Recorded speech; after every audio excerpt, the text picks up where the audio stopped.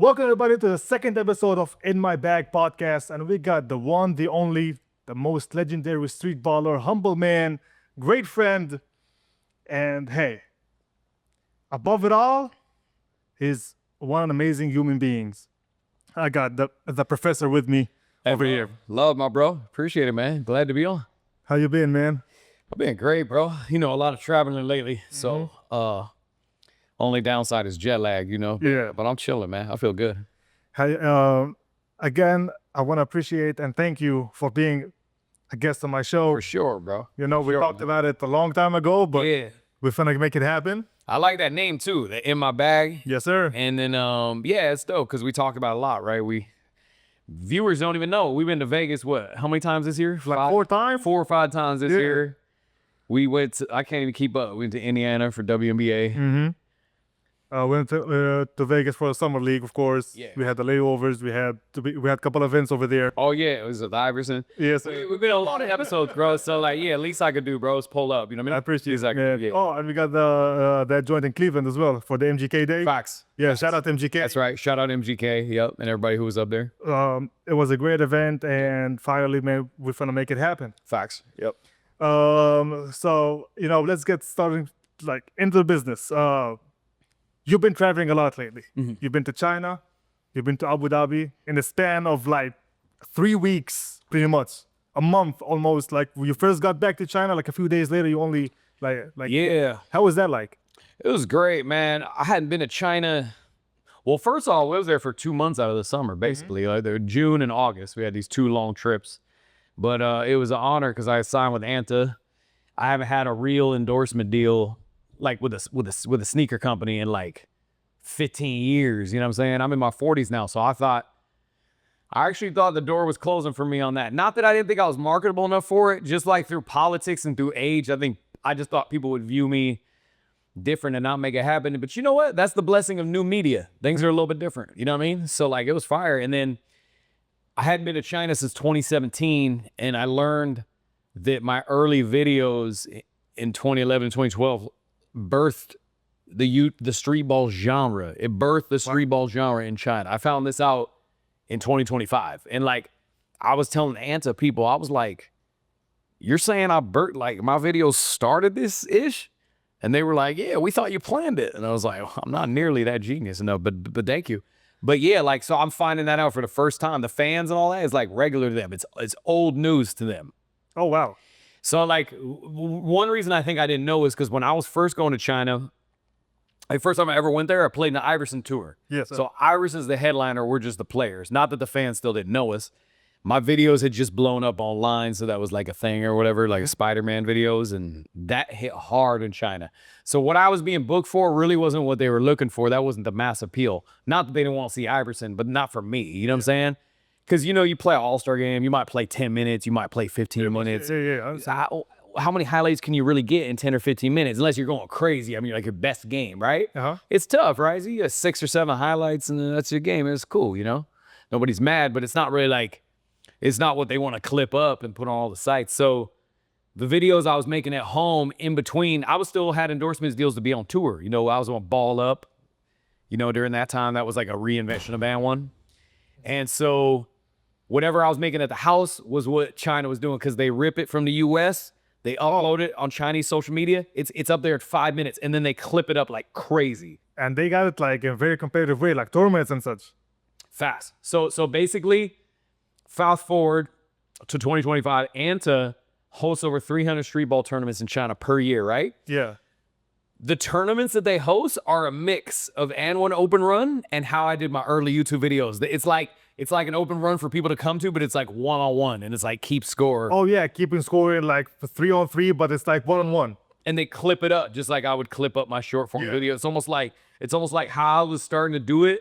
And mind you, when I started my social media, I was just trying to get more bookings, but it's like how I was starting to do it, like laid the blueprint for what the hoop creators, which they actually love, they just say street ball. Like they love street ball. So they don't even call themselves a hoop creator. They're like an influencer, but it's like a street ball player, because that's how much they like the genre. So like it almost like laid the foundation for that. And I'm finding out 15 years later, but like the people, the interns and like the people who are on staff that were like part of our entourage, like showing us around doing media stuff or whatever, you know, they're probably like 20 to 25 years old. And like, they were like, yeah, you didn't know? Like, duh, this is like, oh, so. That is something big. Yeah, so going to China was amazing, but that was kind of eye-opening. And then Abu Dhabi is like a movie, bro, every time, because it's all A-list talent, NBA legends, celebrity. Central C was out there. Steve Harvey lives there. And then we tried to do a park takeover. Yeah, you gotta clarify on that, because we know like, what happened. Yeah. But you gotta clarify, because a lot of people had like, they were talking a little bit crazy, but they didn't know what the full story was. Right, right. So basically, it's crazy because last year I did the park takeover in Abu Dhabi too, promoted for one day, 3,000 people pulled up. Okay. But mind you, they announced it at the game. You know what I'm saying? The preseason Olympic game. So during the timeout, Steph and Braun, everybody over there, I stood up, like on the court, like, yo, come play Professor one-on-one at the park tomorrow, or just come check it out. What's going down, pull up. So they gave me a crazy shout out at the game. But you know how it is with marketing. Usually you need a lot of lead time. You know what I'm saying? Like one shout out at the game, usually you'll sell it out. So one shout out at the game, one post on IG, 3,000. So I knew it was going to be lit. I didn't know how good. So this time I partnered with MK. Shout out to MK. Shout out to MK, man. You do your thing. Kaya Tippis. Nobody knows how to say his last name. Mask got crazy momentum. He did something like 800 million views in a month or two or whatever. Yeah. Something crazy, right? Yeah. So he on like a crazy run, and he's like the young generation. He's got like all these kids, right? So it's like we put the young generation with the whatever. I got kids too, you know what I'm saying? But I got a lot of older dudes too. Put our audiences together, bro. Again, one day in advance and 2 IG posts. He didn't even accept the collab. So what didn't even make his page. I don't know what it would have been. He go on his page, you know what I mean? 7,000 people pull up. Like there's probably like more than, we're just saying that because we know there's about 3 times as many people as the last time when there was 3,000. Throughout the video, it's like, It might have been shown like 7,000 plus. Might have been 10K, bro. At least. I don't know, because I know this, whenever I looked anywhere, There were people. far as I could see was people, which is crazy, right? You Yeah. had to see past the people. This is like a Michael Jackson concert, bro. You couldn't even see past the people. So, no, just real talk. And so we get out there and they only got 6 or 7 security guards for us because they thought it was going to be like the year before. Like a 3,000 people. And they know MK buzzing. I don't think they knew how much value he was going to bring. Yeah. And then honestly, like it's my second time. I was going to do more than the last time too, because the last time was a shutdown. You know what I'm saying? I'm sure plenty of people didn't get there with one day in advance promo. True. So the comeback was going to be crazy already. And so all to say, they were so hyped and irate and chaotic that they wouldn't clear the court to let us play. And we'd have enough security guards to enforce it. We needed 20 to 30 more security. We probably needed barricades, you know, to separate. Like people got trampled at one point, and then like they were okay, you know what I'm saying? It helped up, but like anytime people are hitting the deck, get stepped on, it's over. It's over. So more police, couple police came and tried to assess it, and they shut it down. It was just over with. But shout out to Abu Dhabi, and hopefully go back and run it back, because Yeah. I'm gonna tell you this though. This gonna be controversial. People was more excited for that park takeover than they were to go to the NBA. Oh, wow. Because like who played there? The Knicks and the Sixers. Knicks and the Sixers. I mean, look, it's harder to feel the energy. It's not like if that game wasn't at the park, it wouldn't go crazy, right? The Knicks versus Sixers. But now, whatever the circumstances are, I'm just saying the excitement at that park was different, bro. This is like peak AND1. I'm not sure AND1 ever got that many people at a park takeover. I'm not sure about that. And one of the last AND1 games was in Abu Dhabi, right? Dubai. Yeah, my last deal under a major like endorsement deal with AND1 was in Dubai. Funny enough, which is an hour and a half away from Abu Dhabi. Yeah. And But it wasn't near that many people there. no? Nah, I'd say there was like basketball had just started in Dubai at that time. Oh, yeah. Remember, these cities are new. Yeah. These cities are 20, 30, 40. They ain't that old. Yeah, like we're talking like Dubai and Abu Dhabi like 2009, 2010. I think it goes back to the 90s or whatever. But think about it. That's compared to all other countries, that's crazy. And everything's man-made. You know what I mean? It's an import city. So like basketball had really just got there. I think we probably played for like 4,000 people or something like that. Maybe 5 at most. So I'm saying one day a promo, we get 7 to the park. Mind you, it's a half court. Not everybody was gonna see. I think that was part of it too. When we went out there, you 7,000 people, you deep, you got to get your way up there. So like, not only is there pressure right around where we were in the security guards, pressure from everywhere else trying to get there because you can't see.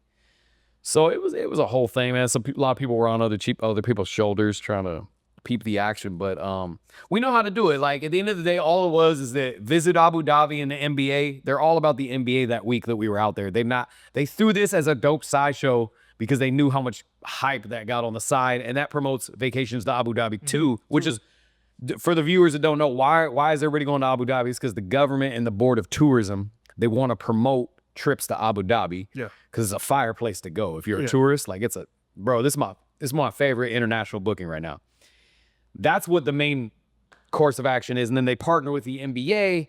They do it year round, but when they partner with the NBA, they go big. They bring all the talent. Exactly. Like last year's Mr. Beast, NBA Hall of Famers, Kevin Garnett it's crazy. So, and mind you, I'm only saying like 1/100th of who was there. It's endless talent. Like people with 40 million followers, like Bollywood actors. Oh yeah, like they come from all over. Everywhere, yeah. It's Exactly. always Fat Joe was there. oh yeah, it's always like a big event over there.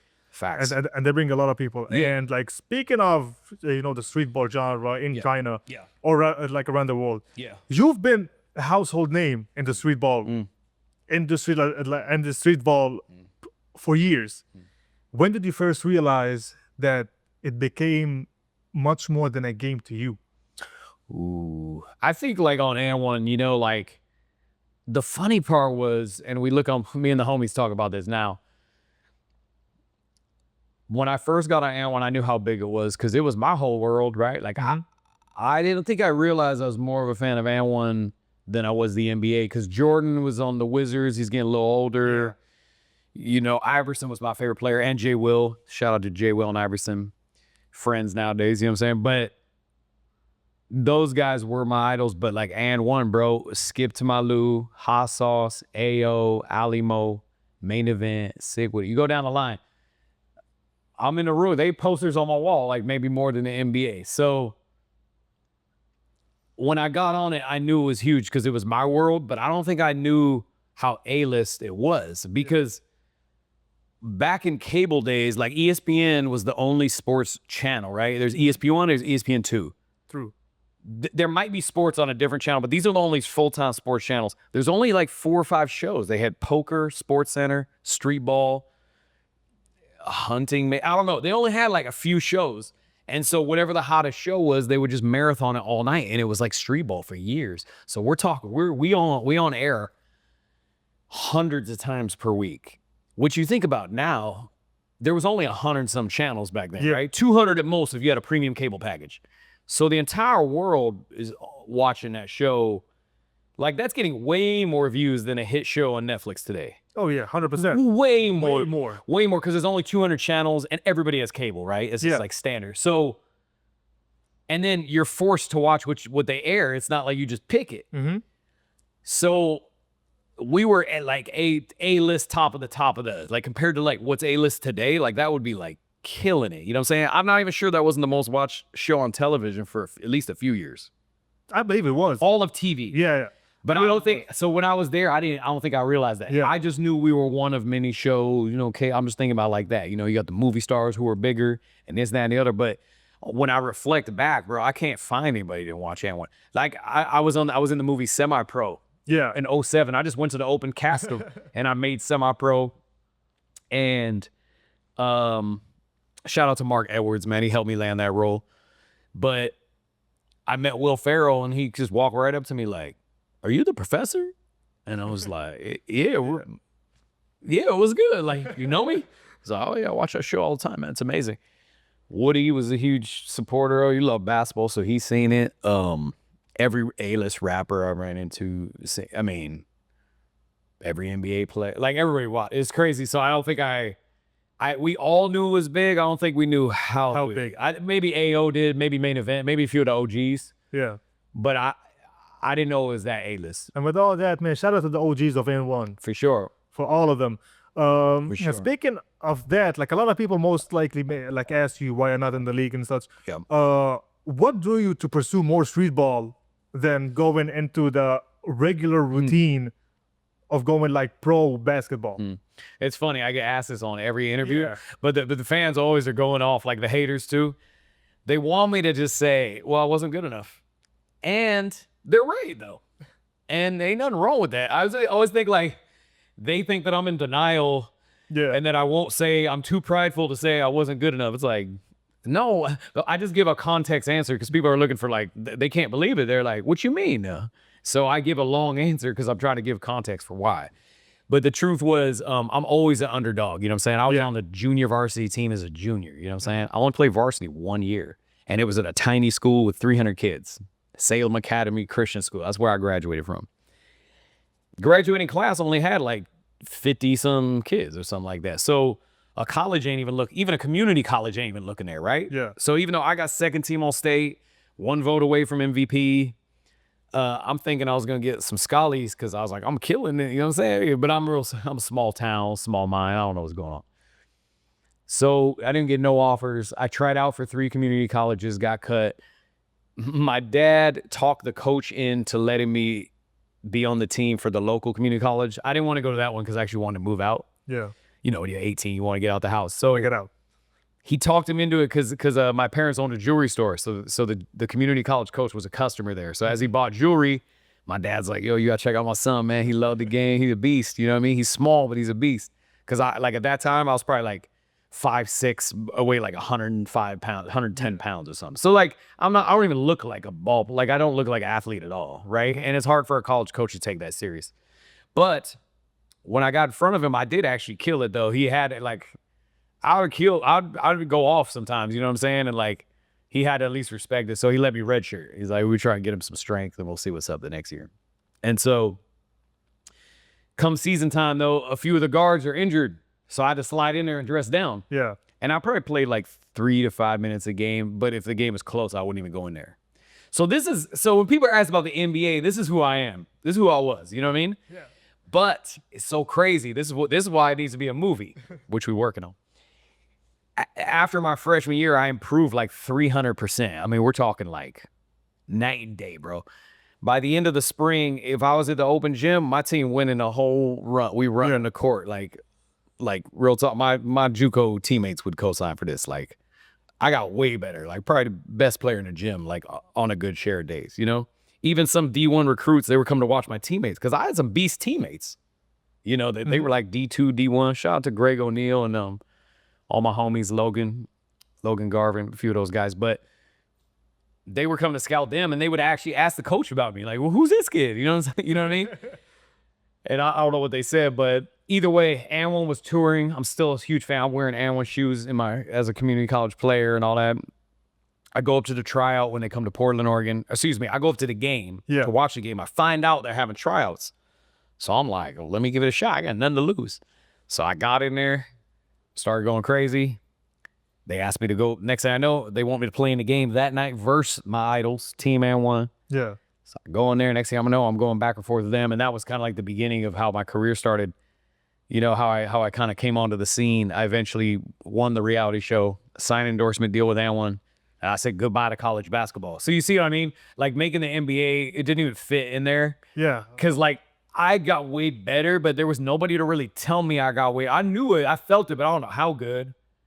So I get on, even my teammates, they're like, where are you going to school? They like, what? They're saying D1 because elite athletes think anything below D1 is like for bums. So they're like, where are you going to school? Like, and I was like, oh, I didn't I'm going to AND1. Yeah, I was like, I didn't even play as a college. You know what I mean? Yeah. I think that shows how much they didn't know how big AND1 either. Like, why you asking me about school? Like, well, we're good. Yeah, we're good. Like The school would be a huge downgrade unless you like sure shot going to the league, right? Which I'm far from. But anyway, that was my life. So I signed away my college eligibility. If you try to make the NBA and you're not playing D1, good luck. And so by the time I had played on AND1 for 2 years, I had a coach, Steve Burt. He played 10 years in the NBA. Yeah. This dude, Steve Burt. He played in the 80s and 90s in the league. And he told me, I'm always being surprised. They're telling me how good I am at finding it out in my mid-20s. He's like, yeah, Fess, you know, you could go to the league. You could play in the league. He's like, for sure. And I was like, you think I can play in the NBA? He's like, yeah, I mean, you got to dedicate yourself. You got to add some weight. I believe that they have like this niche of like the professor in the NBA or such. Yeah. It's Yeah.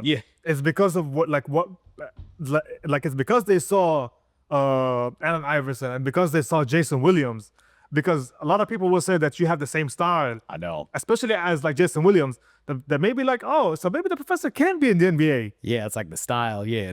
I think like the casual doesn't know levels of basketball, so they just it was like, you'll bust their ass, you know what I'm saying?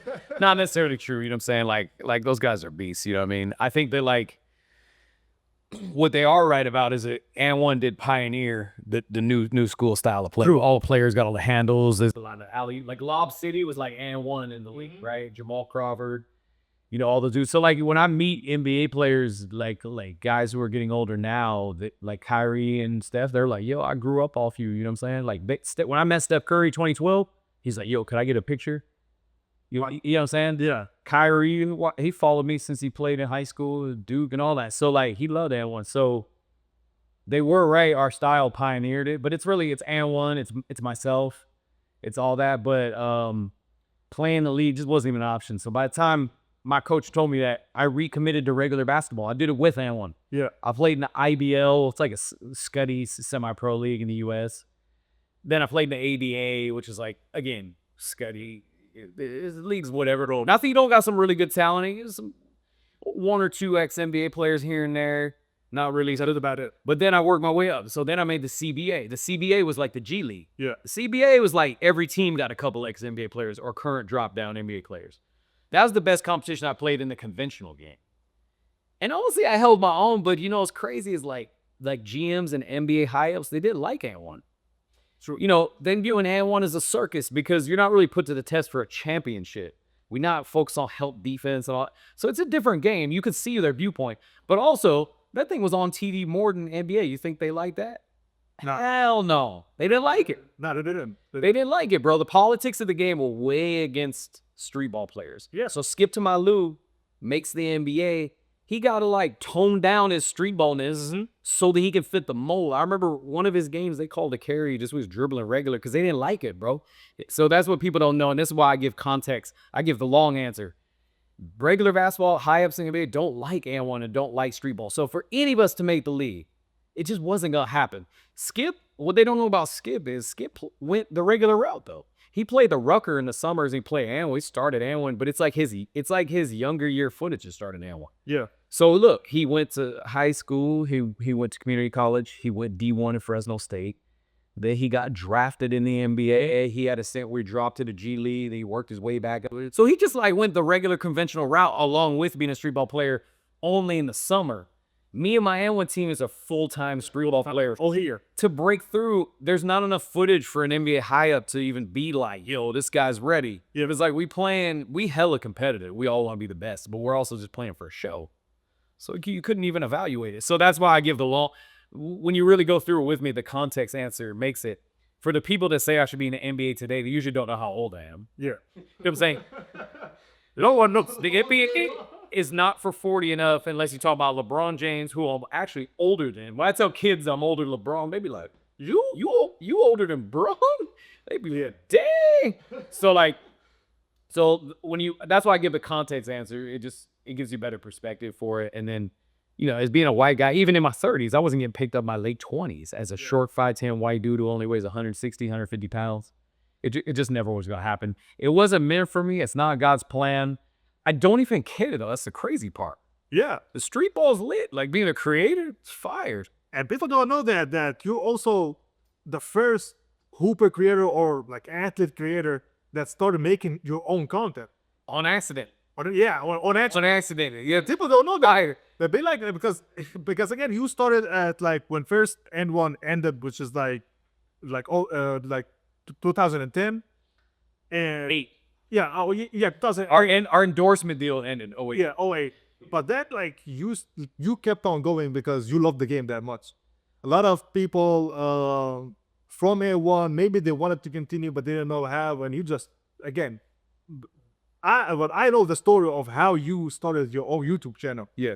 But a lot of people don't know that I don't follow that you actually learn how to clip your own stuff from a fan. Learn how to edit. Big shout out to Alberto Campos. He's a beast, man. His channel's, I think, Alberto Entertainment. But basically what happened was AND1 ends out of nowhere. You said I did it because I love the game, which is true. But also, you know what's crazy? People think AND1 was my peak. I was like, sure, yeah. You know, AND1 ended when I was 24 years old. That was an episode. That is not my peak. I know it was my peak eyes-wise. Maybe I got the most eyes on it because ESPN was so many millions of people watching. You know what I mean? But you probably hundreds of millions of people watching on a month.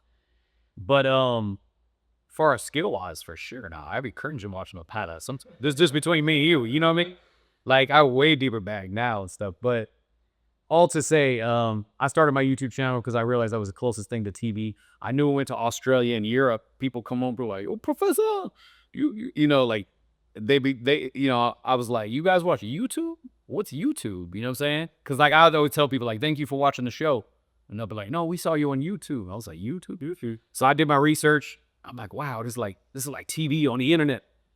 Not knowing it could literally gonna turn into TV or more than TV, right? Yeah. I didn't know it was gonna surpass TV. That's crazy. Yes. So I thought it would be some subsidiary of TV that could get me bookings. Because I found out it was in 10 or 15 countries at the time. And so I was the first sports influencer, 1000% on accident, just knowing that this was gonna get me bookings. You know what I'm saying? Because, like, it's all about the live show. Back then, YouTube didn't even have AdSense. I was up there. I was uploading before AdSense. My first video is one of my last AND1 third party. I didn't have an endorsement. We just do one-off AND1 games in different countries. So AND1 Brazil is my first video on YouTube. Oh wow, just a compilation. We actually lost, but I had like 30 points. And speaking of that you're saying that AND1 wasn't your peak, and a lot of people would still argue that. They gonna argue that to the death. I don't think I can convince. It's all good though. Yeah, but do you think? Well, I'm pretty sure that you're sure, but elaborate on how your peak is right now. To be honest, or like maybe in the past 3 years, because 2022 you were injured. How is that different from your peak in AND1? Right. What I'll say is I had better cardio.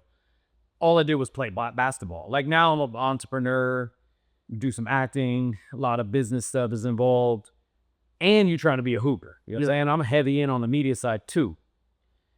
And so I don't ball as life anymore, you know what I mean? But it's funny because I'm actually kind of going back to that because I have to take better care of my body this day and age. I'm a realist though. Right this moment, like right now as we're sitting here, I'm not at my peak because I'm out of shape, right? Yeah. You know, look, I got in a car accident in China. I had a knee contusion. I got sick in the Philippines. I had pneumonia. And just 2 days ago, me and him went to Vegas. I played for the first time in 6 weeks. Don't get me wrong, we still shook some people up. I was a little rusty. Yeah. But I always bounce back after injury, bro. It always comes back quick. Now, at this day and age, I've been struggling to stay healthy the last few years.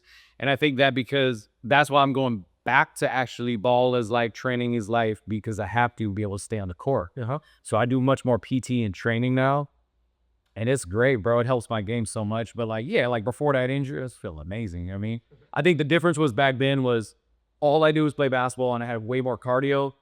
But then as I got older, my bag and moves is way deeper. Like if you watch how I played on AND1, I'll have near the level of moves, not near the level of deception. I didn't shake people as hard. I didn't shoot as good. I changed my whole shot when I was 28. I was working out with his NBA trainer, ex-NBA player named Mike Pemberthy. Shout out to Mike Pemberthy.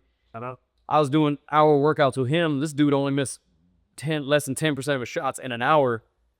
And I was shooting decent percent. I actually consider myself a good shooter, but not until I said, you guys show me what you know. Let's just end my shot right now and let's go. And he was like, happy to, bro. I got you. You know what I'm saying? He's super cool. So I redid my whole jumper, which is way better than it was back in the day. So I think like it doesn't look the same now because I do a park takeover with a whole bunch of people. It's not the same as an arena.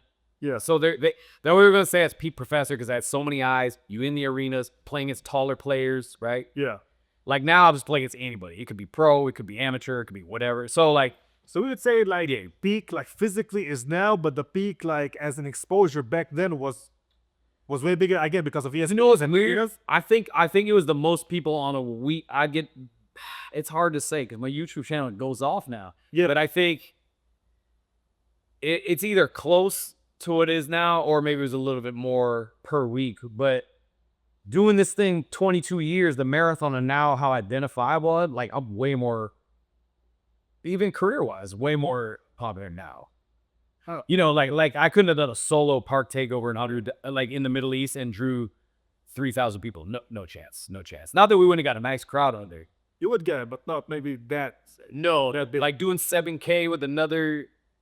Yeah, I don't know. I think at our peak, if Hot Sauce and I promoted a park takeover, we got a few thousand for sure, and maybe a few more. But that's how I always tell people, like, now, even with business, sometimes it's hard for me to convince sponsorship and businesses to go in with me, because like they know I had my time back in the day, but they don't know what, unless you live with, you walk with me, like you know, you hung out with me a lot last couple years, you see what it looks like. Yeah. You know, and so like I feel like I always have to convince people.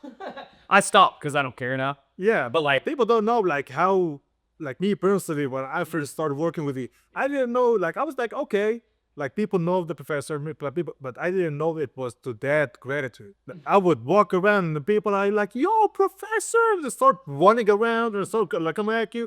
I was like, wow, like even 22 years after that, like there's a difference between, okay, like if you said that that's an NBA player or an NBA legend, you'll be like, okay, but still talking about like the professor back, like from back then, people still think that you're washed, but you're not. You're actually, I would think, I would think personally, again, because of my experience. just the length of time.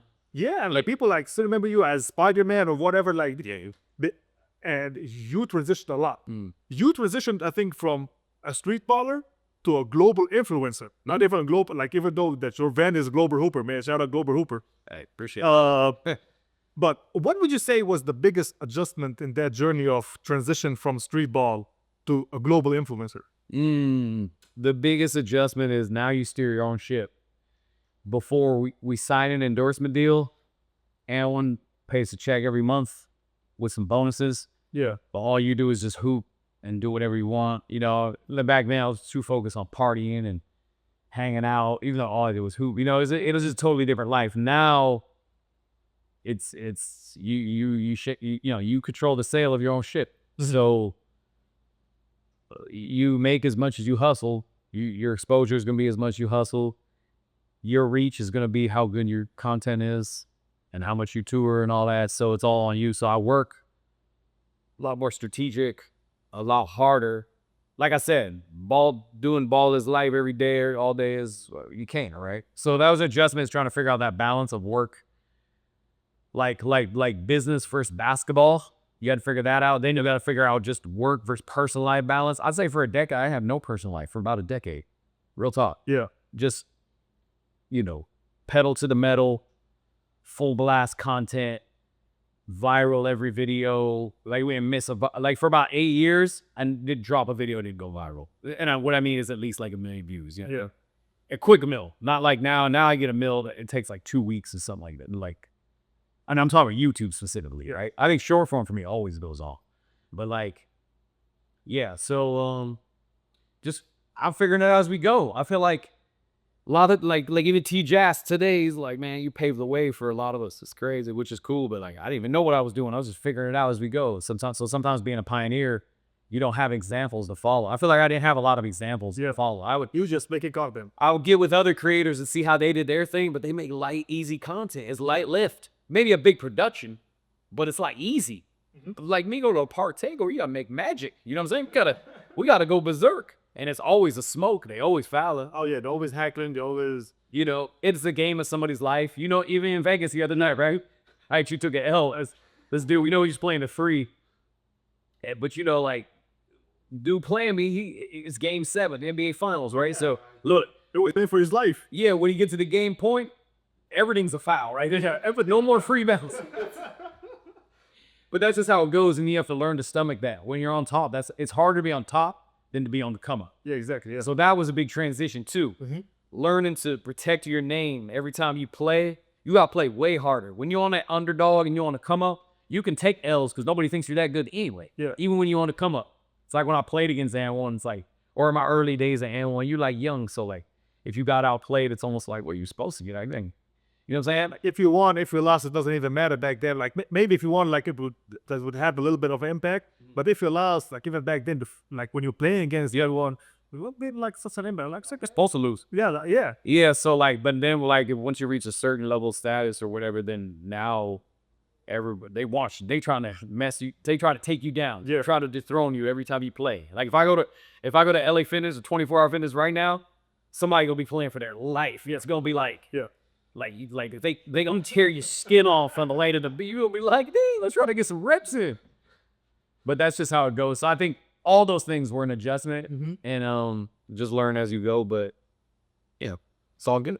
For people that don't know, what's one thing that you do behind the scenes that people don't know that actually help you make content?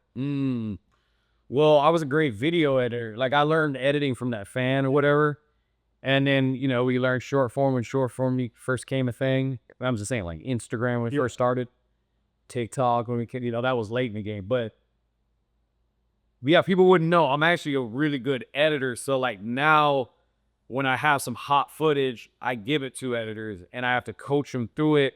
And it's kind of a gift and a curse because if I wasn't a great editor and didn't know how good stuff could be, then I probably just accept it. Don't worry about it too much and let's get to the next one. Yeah. So that would be cool, but they probably wouldn't be as good. And you know what I'm saying? So like now it's always, I'm always like I'd be wanting to go 27 drafts every video, you know what I mean? But you can't, right? So like sometimes if you hire people underneath you, they got to at least do 80%, 80 to 90% of the level of work you would do. Anything less is hard to settle with. But a lot of times it can't be 100%. If you find somebody better than you, it's gold, you know what I'm saying? Or like close to, that's like gold. But yeah, so I think people will be surprised how in on the content I actually am. That's all right. And you had a lot of people working with you or collabing with you in the, like let's say in the past 10 years. How would you decide on one or what content to do with them that will also like benefit you, benefit them at the same time? Because like you had a lot of people, man, that wanted to collab with you, that asked you to collab with them at the same time, but you also wanted to look, but you also wanted to be good at the same time. Yeah. I think like you gotta have some level of compromise when you do it, but I don't want to compromise too much. So I think like the cool thing was basketball is like a lot of people just want to do what I do. So if they come collab, we just do a park takeover, a hoop sesh together. Your people film, my people film. We drop it at the same time or somewhere around the same time. And it's going to look like two different videos. He would shot the same thing because he shot it different. Yeah. Cool. Make your edit different, whatever. So that worked. That's a great one. When it comes to the short form, I always try to do an M. I try to do 1 million views in whatever I do. Primarily just upload video, pictures once in a while, but mostly video. And I try not to budge on that because like I'm a creator influencer for a living. So like my agents are pitching my recent interaction. They're pitching like your numbers on your last 9, 10, 12 posts. So I just tell people straight up, like, hey, look, that idea is, I don't think it's gonna do an M, my bro. Yeah. You know what I'm saying? I said we could do or if people want to like meet up and come with an idea. But I'll be like, no, send me some ideas beforehand. Let's try to hash it out. And usually like we come to an idea of like, okay, you shoot that for yours and I'm cool. I'll shoot this for mine. If we're real cool, we could collab it if we love the idea. You know what I mean? Yeah. So I think it's a little bit case by case with some people. Some people like it don't make sense for me to collab with, and I'll just be like, hey, my bro, I love you, bro. I'm collabed out those. You know what I'm saying? Like, we'll get back to it a little later. You know what I mean? Yeah. And it's not like I don't want to collab with everybody, but you gotta stay doing numbers though. You can't just like collab with anybody, do any idea. You could go that quantity route. And that's cool too. Some people like that quantity. I'll just do anything, uploading, whatever, keep it moving. But you're not gonna get the same kind of deals and campaign deals, which is what we live off as creators. And your notoriety and like your reach is just not gonna be the same. Period. You know what I mean? And so how do you stay motivated about creating content at the same time and having like staying in shape? Man, it's so hard. I do think it's like my purpose in this season, like my God-given purpose to inspire people with basketball in this season still. And I'm trying to go till I'm 50. So like I feel like it's my God, like it's what gets me out of bed in the morning. And I think that like you see the impact that has on people for good, and you're like, wow, this makes sense. That kind of confirms it. But then also, even logistical goals, you know, like try to make the Hall of Fame as a contributor, first sports influencer who did the AND1 run. Yeah. I was first, like, definitely first sports influencer to do 1 billion views on the YouTube or whatever. You know what I'm saying? So, you know, so some logistical goals. Like I have a few others too, but like, you know, mainly it's like my purpose. So ultimately impact people this way, inspire and impact people. And I still love it though. Like, because there's nothing wrong with just saying like, "Ooh, what makes it? Oh, it's fun." You know what I mean? I don't even feel like I'm working. That's why it's easy to burn out sometimes because you just go too hard with what you love. So I think it's all those things. So, what's something that people don't know about the professor? Oh, you know what's crazy? This came into effect while we were in Abu Dhabi. I get motion sickness real easy. Really? Yeah, bro. Like, not so much on like an airplane, like I have before. Like 1 out of every 100 flights, I'll get like motion sickness on the plane, like if I'm not hydrated or something. But man, when we were in Abu, like the first time last year, I went on this roller. They tricked me into going on this roller coaster. It's on the blog too. I got sick as hell, bro. I was sick for about 2 hours. Oh wow. And then it finally went away. And then this time, we went out to the desert to see the camels, but we had to go like in these Jeeps. They like to go like off-roading Oh yeah, and on the sand dunes. and it's bumpy. Yeah, they try to flex like how lit they are driving. I was like, bro, I don't care about none of that. Like, bro, like let me out. You know what I'm saying? Let me out. And they were like, you can't, because like the camels was too far in the desert. So they can't let you out, right? You can't walk there. It's 100 degrees. Oh yeah. But I was like, I was ready to be like Star Wars. You know, remember the C-3PO? And just let me out, bro. I'll wander until I find that thing. Because this sand dune, Lonely desert. bro, we was going straight up, straight down, straight to the side. MK and Jesser, and then this dude, Duke, were in from the NBA. They were in the Jeep with me. I went off on dude. I was like, hey, bro, man, kill all this. I don't care about none of this, bro. Let me out. You know what I'm saying? This is insane. And they actually all agreed with me, but I kind of lashed out a little heavy. They probably were like, Yeah. felt a little bad or whatever. But because dude was just doing his job. But I get motion sick. It's crazy. Maybe that's something they don't know about me. What do you think? Well, What did you think I was gonna say? I was, to be honest, is like, well, one, not a lot of people know that, but you're #1 fan of McDonald's. Oh yeah, McDonald's. Yeah, right there. Yeah, for sure. The fries though, maybe. Yeah, the fries and how we used to say it? Old reliable. Old Faithful. Old faithful. Yeah, me and my crew, we call McDonald's Old Faithful because like Whatever you go to any country, you could be in Abu Stagistan. You could be in some random ass country across the world, and there's nothing to eat except weird food that you don't even know what it's called. Yeah. Bet you can find a McDonald's though, you know. So the back of McDonald's. It's all about Old Faithful to take care of you. You know what I mean? So I'd be thinking that when I go to Europe, Asia, anywhere. And it's open 24 hours, so Facts. Even in foreign countries, they'll deliver. I mean, I guess nowadays you DoorDash anything, but like Yeah. back in the day, even in the 2000s, they delivered to you on a moped. oh wow. Yeah. So Speaking of that, like right now, I know that you like if you're a pioneer, but at the same time, people will look up to you as like MK, TJS, like it was like you paved the way. What advice would you give to new upcoming creators? And we have some, like, we know people that are up and coming and they've been in the game for, let's say, for the past 2 years, which is pretty much nothing. What advice would they give to people that will also keep them motivated to keep creating content, but at the same time, you wanted them to balance?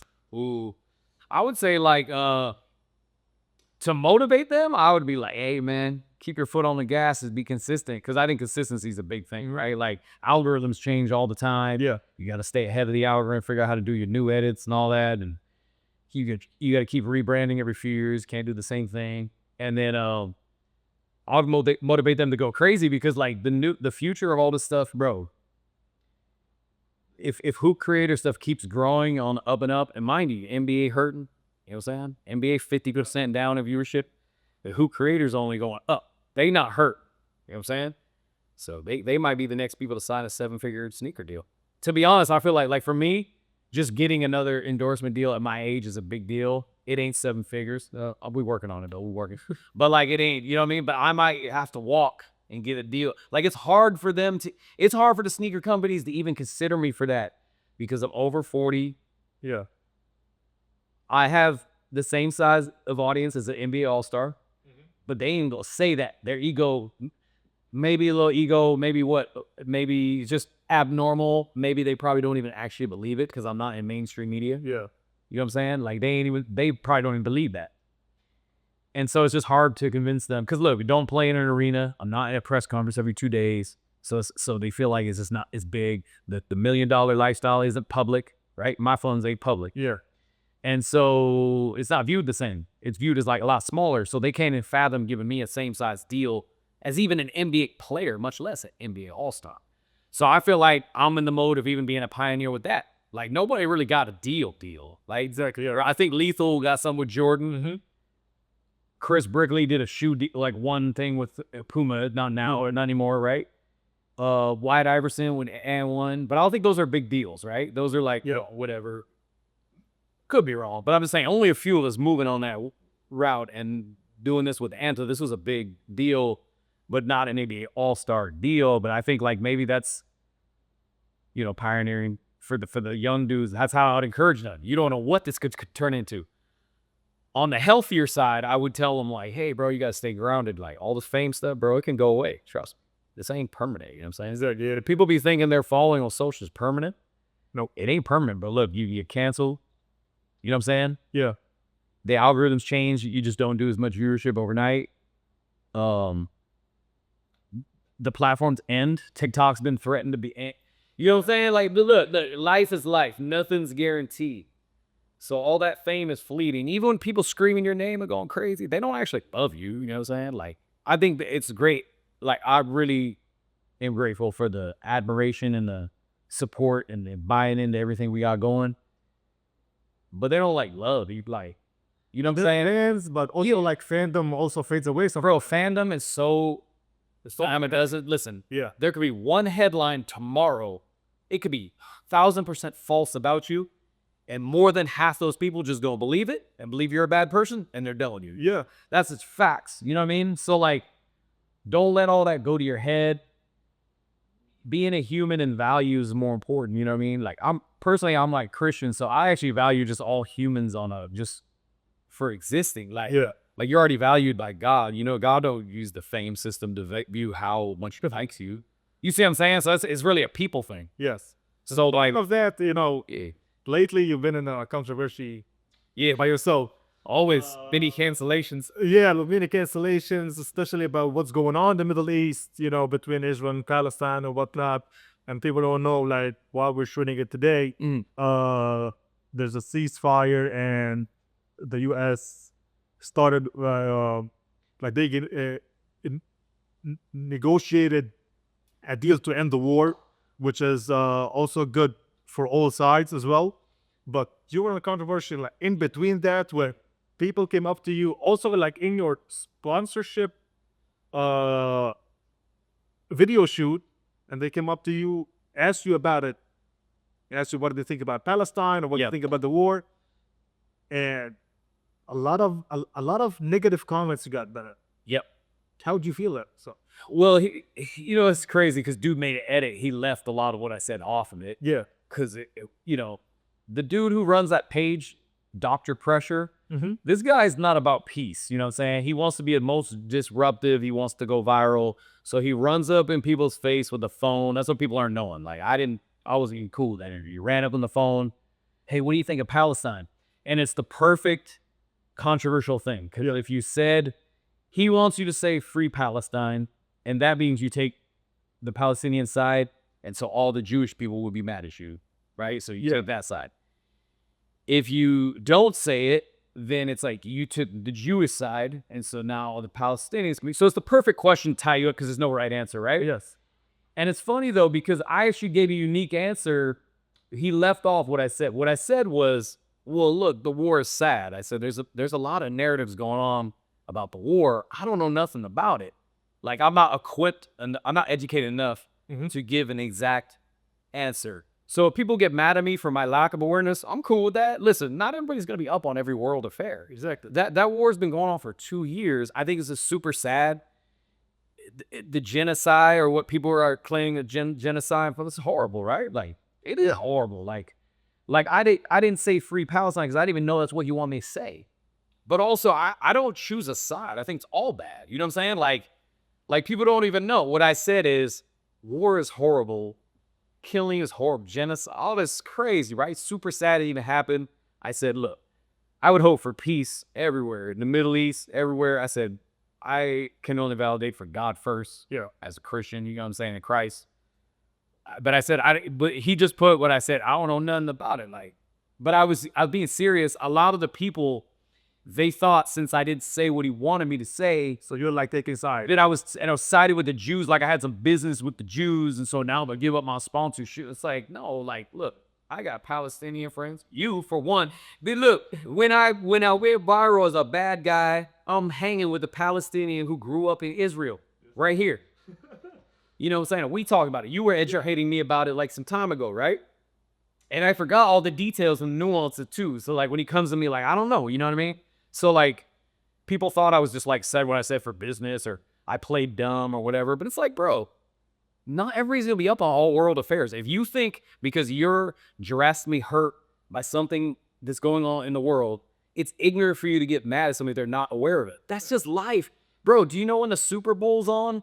Or like the Kendrick Drake beef? Bro, I could walk outside and find you 100 people that don't know anything about it. Oh yeah. Like no matter how big things are in the world, you can always find people that are educated on it. So like it's not like people thought I didn't know there was a war because the way he cut it. Oh yeah. The way he cut it. Yeah. And then he gonna say, well, Kanye, you want to say free Palestine? Kanye said, I was like, Kanye? Like you gotta, Bro, it is crazy. If y'all feel good about the Kanye support, y'all are out of there.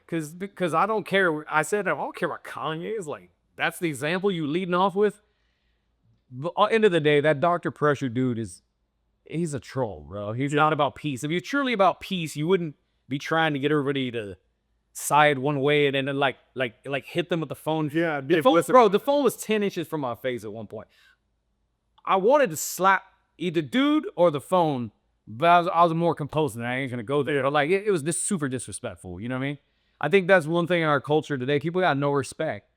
There's like a video of somebody who ran up on Scottie Pippen, and like he's like, "What up, Pippen? I grew up on you." He's like, and then he posted on social media. He goes, "My idol didn't even acknowledge me. He looked right through me with no acknowledgement." It's like, brother, he did that because you were filming him. If you run up with a phone like this, "Hey, Pippen, I love you."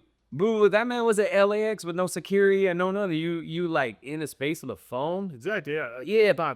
Yeah, and like dude, Dr. Pressure, that dude's even worse though. Like he trying to go viral. You know what I'm saying? Like So there's no reason. Like you're trying to cancel and you're trying to like make viral stuff like on the people's back. yeah, exactly. Because if he was really about the peace, he would have adhere to what I said. I was like, bro, it's super sad. I don't know. You know what I'm saying? And you know what? Like shifting out of that a little bit. Yeah. I want to take you a little bit back into the good old days of AND1. Let's go. On a brighter note. Yeah. If you could go back and relive one game in one city, which one would it be? Ooh, dang. We got to go Madison Square. Yeah. Madison. Ooh, you know what's crazy though? I'm not thinking globally. Ooh. Let's choose one that's locally and one global. Okay, I'm gonna go Madison Square Garden, Yeah. New York. Back in the AND1 hype, the New York game. Bro, I remember I was at half court. I just went behind my back. Nobody was even near me. I just went behind my back. Going crazy. But that's how the two most hype games, it wasn't even New York. It was actually Tokyo, Japan, Okay. and Sao Paulo, Brazil. And in Sao Paulo, Brazil, we played in like a soccer arena it was huge, bro. We sold the game out on like a Wednesday. We were supposed to do one game and go home, and they were like, "Hey, look, you want to stay and play another game on Sunday? We'll promote it." It's cool. They paid us a little extra. We stayed till Sunday. Almost sold that thing out again. But I think Sao Paulo, Brazil was the most hype. Like everything we did got a huge applause. And if you shook the defense up and went in there and scored or like threw an alley-oop, bro, they lost it. It was like, I can't even explain. It was so loud. It's like the roof was gonna come off in the arena. So I would say Brazil, Sao Paulo, Brazil, Tokyo, Japan. and New York. So do you for the domestic one? Yeah. And let me ask you this: like, I know a lot of people don't know that, but there hasn't been a lot of like relationship talks between you and the OGs of N1. Mhm. Like, people like watched the documentary, yes, Yeah. and they like there's a lot of information out there. Mhm. How is your relationship today, Mm. 2025, with the people that you used to play with on N1 thing? Mm. Most of the guys solid. You know what I mean? Like, I'm still in touch lightly with like AO, Prime Injected, the Sick With It lives in LA, right? Sick With It. And actually Spin Master. He played in N1 just for like a year or two, but like these are guys who are actually local. Heading, you know, it's like Escalade was my closest friend, right? Rest in peace. Passed away. He's only 11. But yeah, a few of the guys I had a skull doing some time. And maybe there was some animosity there, maybe not. It's on them, though. It's one way. You know what I'm saying? I got no problems. I got back in touch with Main Event in over COVID. So that's been super cool. I'm trying to think who else. A Helicopter, talk to her once in a while. But yeah, for the most part, it's cool with everybody. Yeah.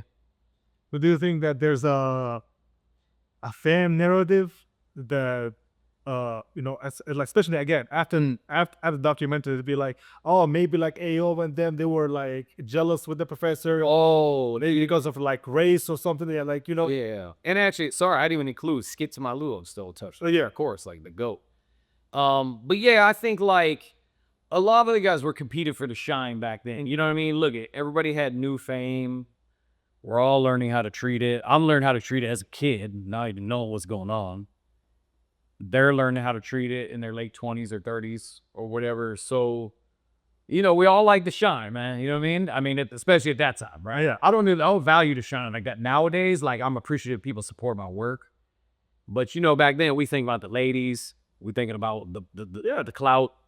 You know, we trying to A-list it and live the high life. So, like, I think dudes were competing for the shine, or there's a little animosity at that time for sure.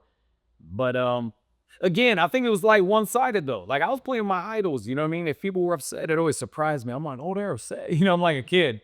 So like, I don't know. But I was arrogant too though. You know what I mean? We were all, you know, probably not how we are, a little bit more evolved 20 years later. You know what I mean? I was definitely like a few years in to get my endorsement I was pretty arrogant too. So there was a little bit of strife there, but you know, not crazy. I think we'll all be in the room again at some point. Whatever's left over, drama-wise, I think it'll be squashed. I think we'll all be in the room together at some point, whether we make the Hall of Fame or some sort of a reunion or something. But And1 should be in the Hall of Fame.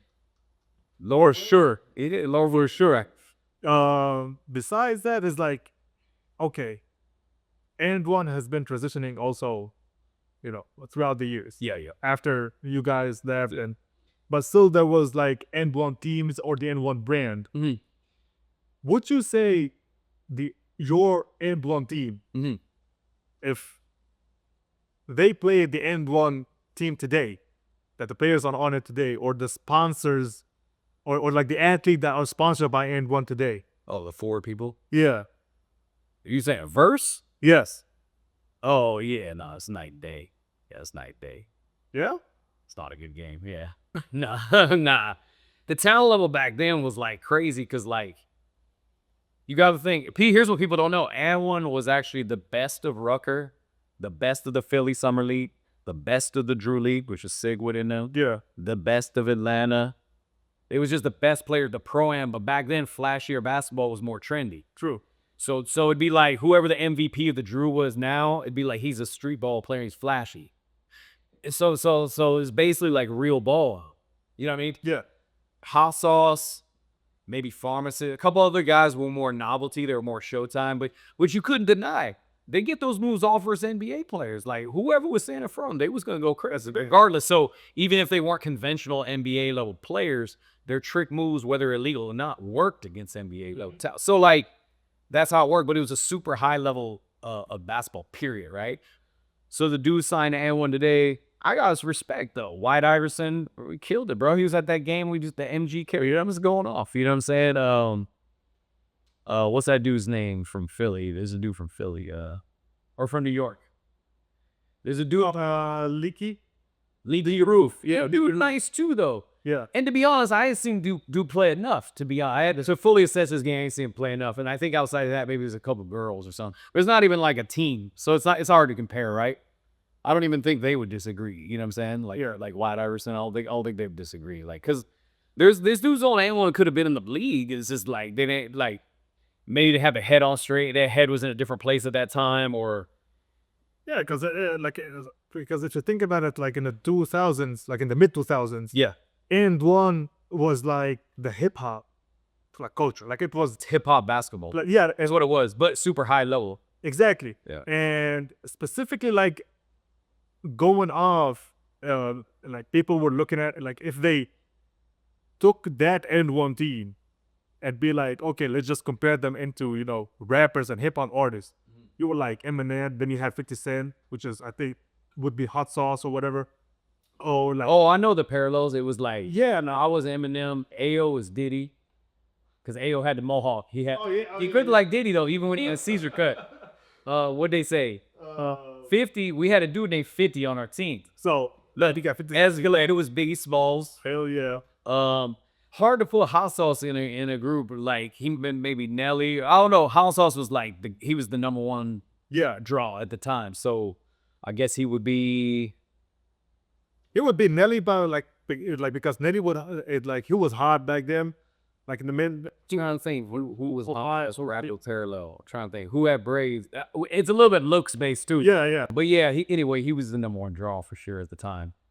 But yeah, it's hard to say. But we did have like rapper parallels. It's definitely like definitely Biggie Small. Oh yeah. Rest in peace, man, to both of them. Yeah.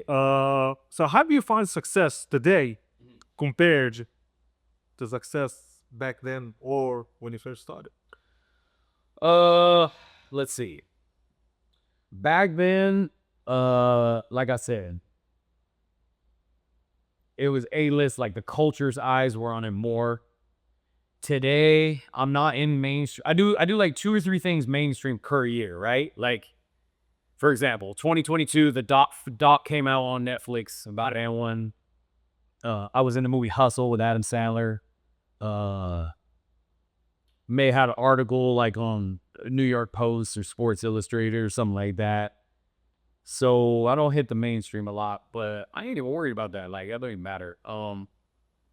It's great. It's great. I think I am trying to break more into mainstream. I think like today, it's sometimes harder from a business standpoint to break through or to go to the levels that I want as my goals because people think I had my heyday. It's sort of over. Like you said, you hung out with me. You seen was like very different than just knowing about me. Yeah. That's why now I post Park Takeover 7,000, how legendary, crazy people. I'm posting it. You know what I'm saying? Like I didn't usually post fan pandemonium stuff. I would just post the highlights and just kind of leave it there. But now we putting all that out there. You know what I'm saying? Just marketing, bro. You got to see what it is. So I think nowadays it's like less mainstream, but it's still great, man. You know, it's gratifying too because you steer your own ship. So it's like, you know, you can see the fruits of your label directly. If it could give, It would make way more. I'm just gonna say, like financially, like I make 10x what, and we're doing good on that one. Don't get me wrong, but like, yeah, it's way different. if it could give one advice, just one advice to your younger self going up, what would it be? My younger self growing up, probably it'd be something to the degree of like encouragement and that. The way the coaches and people saw me at that time, actually, it's just like their opinion. It's not a true narrative. You know, like I'd be like, if the world's seeing you, they gonna think you're as good as you think you are. You know what I'm saying? I said, that's just their opinion. Don't worry about that. Push through. It'd be something about persevere and push through. Because whatever narrative they putting on you, it's not facts. You know what I mean? It's just like, it's just how they view it.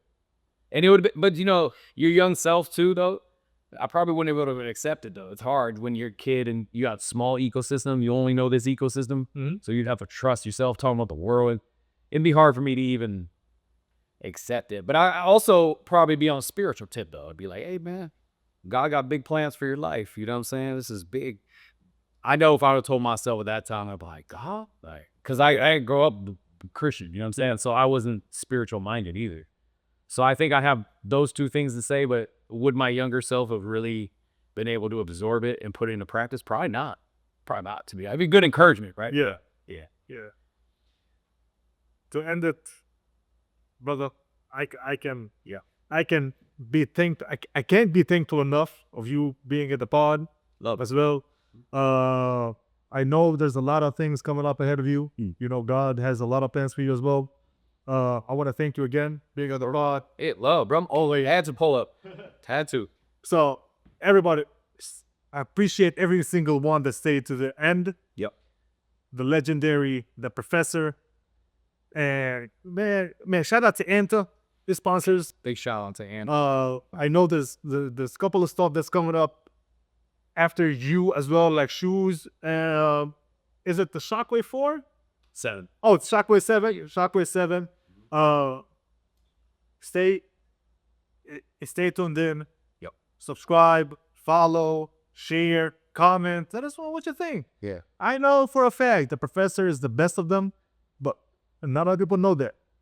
He's one of the most humble guys I ever been to, I ever seen, I ever met. And I've been around some people. Bro, super appreciate it. Appreciate it. Subscribe and follow. Thank you. Have a great day. I'll see you next time. Let's go. Love, bro. Appreciate you, man. Of course. That was dope. Yeah. Did you get it? Make sure you got it. Yeah. Better run. Take 2.